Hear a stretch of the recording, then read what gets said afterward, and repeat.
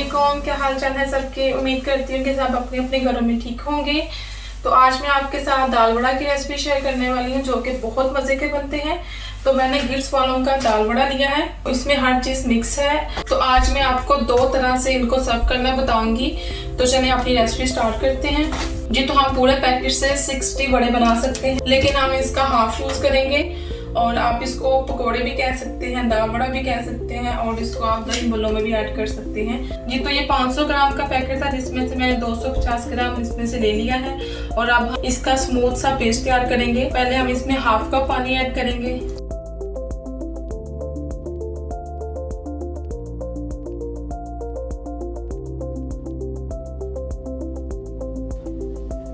जी। तो इसमें 3/4 कप पानी इसमें ऐड हुआ है। तो हम 10 से 15 मिनट के लिए रख देंगे और इसके बाद फिर हम इसके वड़े फ्राई करेंगे जी। तो 10 से 15 मिनट हो चुके हैं, ऑयल गर्म हो रहा है। तो अब हम इनको फ्राई करेंगे जी। तो ऑयल गर्म हो चुका है,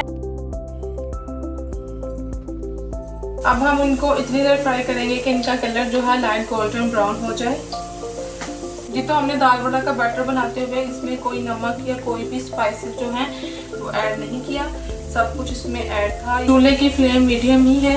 हम इनकी साइड्स चेंज करेंगे कि दोनों साइडों से अच्छा कलर आ जाए जी। तो ये अच्छे से फ्राई हो चुके हैं, अब हम इनको निकाल लेंगे जी। तो मैंने इसको एक तरीके से सर्व कर दिया है। हम इसको इमली की चटनी या केचप के साथ भी खा सकते हैं, और अब हम इसे दूसरे तरीके से भी सर्व करेंगे जी। तो हमने एक बोल में पानी लिया है, तो अब हम इसमें हाफ टी स्पून नमक ऐड करेंगे। तो जो वड़े हमने फ्राई किए हैं सारे हम इसमें ऐड कर देंगे। 10 मिनट के लिए हम इसे पानी में डिप कर देंगे जी। तो एक बोल में हम 400 ग्राम दही ऐड करेंगे जी। तो हमने इसमें 1/4 टीस्पून ब्लैक पेपर और 1/4 टीस्पून हमने इसमें जो सॉल्ट है वो ऐड किया है। अब हम इसको अच्छे से मिक्स कर लेंगे जी। तो ये वड़ों के लिए जो दही है वो रेडी हो चुकी है जी। तो 10 से 15 मिनट हो चुके हैं। अब हम इनका जो पानी है वो हम अच्छे से निकाल लेंगे इस तरह करके।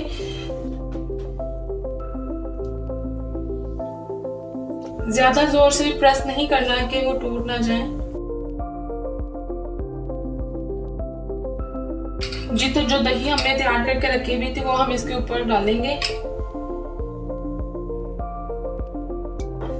तो यहाँ हमारे पास इमली की चटनी है, ये केचप है, और ये हमारे पास हरी चटनी है